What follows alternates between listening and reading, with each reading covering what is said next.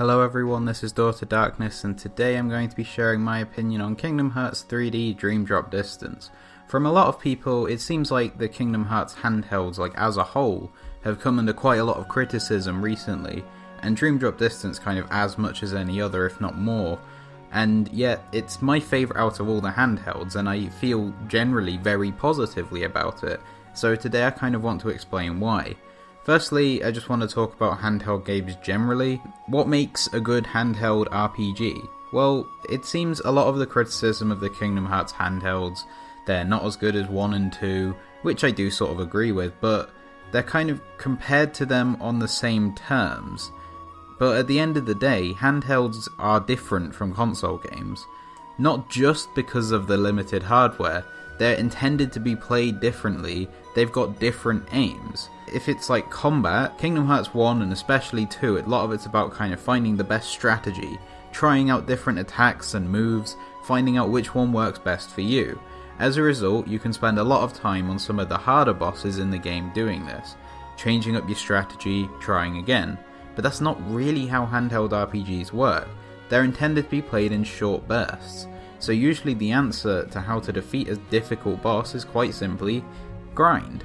This is why turn-based games are becoming so popular on handhelds, because with grinding important, it gives you something helpful you can do in short bursts. Say you're on a bus for 10 minutes or waiting for a train, you can grind for a bit, but you can't really work out difficult strategies in very short bursts.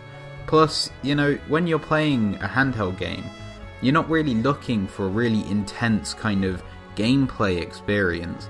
You're just sort of looking for something to pass the time, and the Kingdom Hearts handhelds do a good job of that. On another point, this is about the hardware. Handheld games, they can't offer the same action gameplay that a console game can. Smaller screens, less power, fewer buttons, it just makes the thing a lot more limited.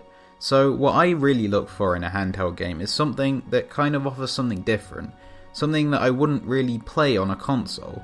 I can only do it on the handheld in front of me, and that's something that it's done perfectly by Dream Drop Distance. It uses the 3DS very well.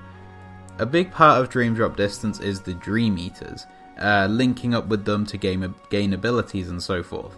A lot of people seem to not really like this, but I think it adds a fun new dimension to the leveling up process, a kind of team building game. You go out, you find recipes and ingredients to get the best Dream Eaters, and then you bond with those Dream Eaters and you make both them and you stronger, so that you're more capable of defeating some of the harder enemies. Part of this involves kind of challenges, especially for the stronger Dream Eaters, whether it's like block 5 times in this thing, defeat all the enemies in 10 seconds or whatever. They're fun challenges to do to get these stronger Dream Eaters, and it just makes it so I can just go out and I enjoy just going out and trying to get the best stuff to make the best Dream Eaters I can. The abilities themselves come through the ability link, which I think is a fun and addictive way of getting yourself stronger. It's always, oh look, I'm only 10 points away from unlocking that looks good. And then you get it, and then you're like, oh, well now I'm only 30 points away from this. I'll just get some link points. And then you play the mini games, the water barrel, the balloon, which, I'm gonna be honest, despite the music, the...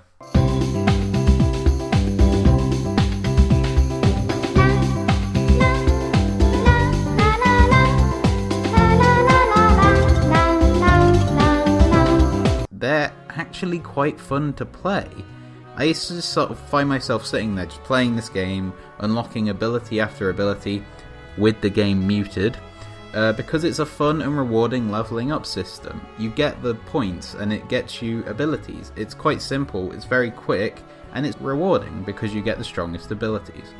Now onto the combat itself. It's generally quite similar to Birth by Sleep. Once again, it's not on the level of Kingdom Hearts 1 and 2, not that I'd expect it to be, but some of the features in the game are very fun to use. Dream Drop Distance was partially used as a kind of testing ground for Kingdom Hearts 3, and some of the experiments here were very successful, not least flow motion. While its use in combat can be a bit kind of spammable, it's very fun to use in motion, as well as in combat a little bit. It's very fun just zipping between walls all over the world and that kind of stuff, and then swinging around poles and using the flow motion attacks on enemies and all that kind of stuff. It's not perfect in Dream Drop Distance, it still needs a bit of work, but it's still extremely fun to use. Next, Reality Shift. Reality Shift is one of my favourite mechanics in the entire Kingdom Hearts series, and that's not really an exaggeration either. I thought it was a really great, fun utilisation of using the 3DS for what it can do that other consoles can't. You know, using the touchscreen to play these little world-specific mini-games that they give you unique and powerful attacks, different depending on which world you're going to. It really makes it fun, it mixes up the combat a bit. So you're not just sitting there pressing buttons all the time, you also have to use the touchscreen to play these mini-games. They're not particularly hard mini-games, but they're fun to play. Another fun thing in the combat is the Dream Eater links. Not only does getting the best Dream Eaters giving you the most powerful abilities, it also gives you the most powerful Dream Eater links. On Riku's side, these aren't very useful, they're kind of like the command styles in Birth by Sleep, but they really just kind of make you feel open. On Sora's side, they're a lot more fun. Again, they're kind of mini-gamey things, they can do a lot of damage, but they're really fun to use, whether you're landing on nightmares, jumping up and down with the Meow Wow, or if you're breathing fire on them with the Tyrantorex. It's a very satisfying thing to do, and if you're struggling, you're surrounded, it's a nice thing to do just to ease the pressure on you a little bit. And then, one of the places where I think that Dream Drop Distance really does kind of excel, and it's not really talked about that much, is the world design.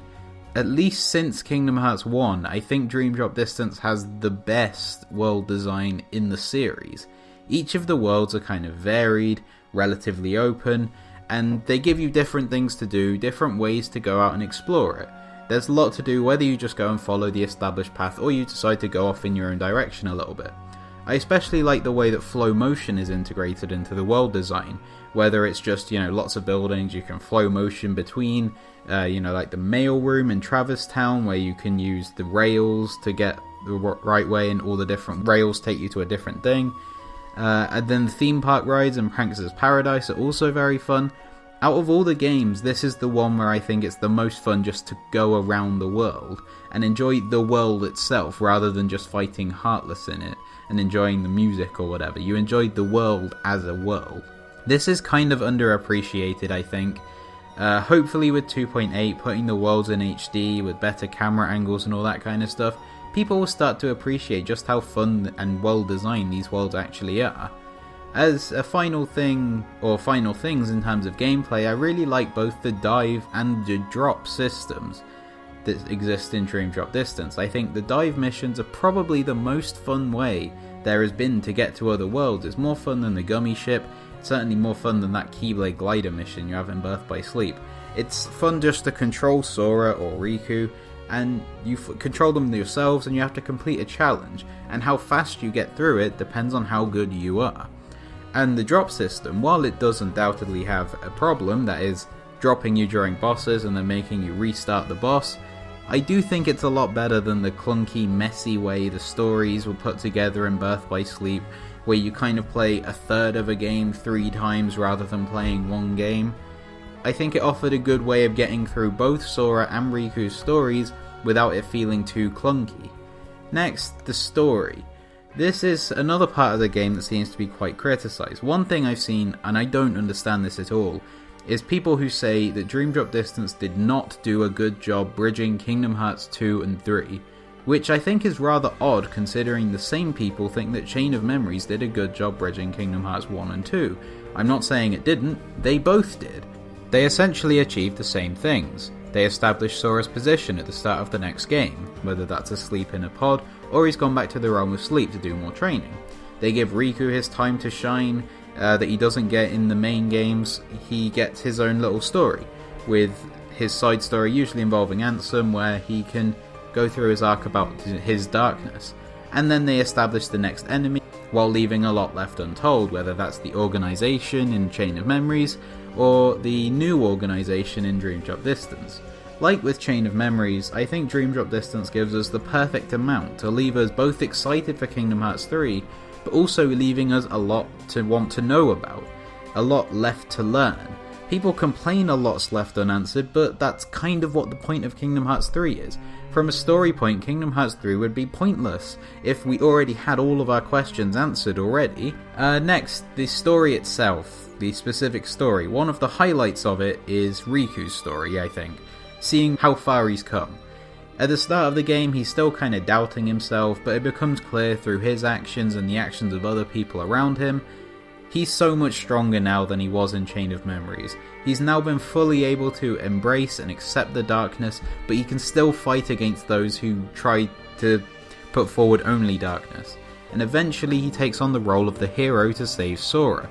It's a nice sign of how far he's come as a character throughout the series, that we see him how he was in Kingdom Hearts 1, then Chain of Memories, then Kingdom Hearts 2, and now the kind of peak of his arc or whatever in Dream Drop Distance. I'm sure it will have a little bit of a twist or whatever in Kingdom Hearts 3. For now though, we've seen Riku, he's come so far, there's been so much development, and Dream Drop Distance did a great job in showing that development. As for Sora, he is the same as usual. People seem to think he's more stupid in this game than he is normally. He really isn't. He is stupid. That's part of his character. He's never been the smartest character on Earth. The only thing is now, the mistakes that Sora makes actually have an impact, because he doesn't have Donald and Goofy with him to protect him, help him make the right decisions. They're a lot more experienced, they're a lot wiser than he is. Without them, Sora is still naive, innocent, childish, but he doesn't have them to fall back on anymore. So when he's on his own, partially it is because of Xehanort trapping him as well, but it's also partially because of him as a person. We're now seeing that can actually have an impact. Sora is no longer the flawless hero that he seems to be in Kingdom Hearts 1 and 2, and I don't think that's a bad thing. As the tagline of Dream Drop Distance says, darkness becomes light, light falls into darkness. That's basically the point of the game. Riku's darkness has allowed him to become light, while Sora's light has meant that he's now vulnerable. All the things which make him the great hero he is also make him vulnerable to the darkness, and that's why he nearly gets overtaken by Xehanort. Sora and Riku's friendship is pretty much as good as it can be when the two of them are separate for pretty much the entire game. They did a good job of continuing the arc. We're seeing Sora and Riku now as close as they ever were, and that's great. However, when you discuss the story of Dream Drop Distance, for some reason, there's one thing people always talk about as a negative. They automatically hate it because of the existence of this thing.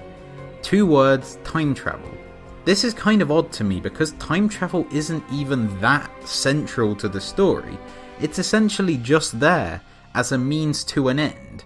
It gives Xehanort a way of gathering together his 13 darknesses, and on the other side, it acts the same way that Amnesia did in Chain of Memories. It's the way that Sora and Riku can be back at level 1.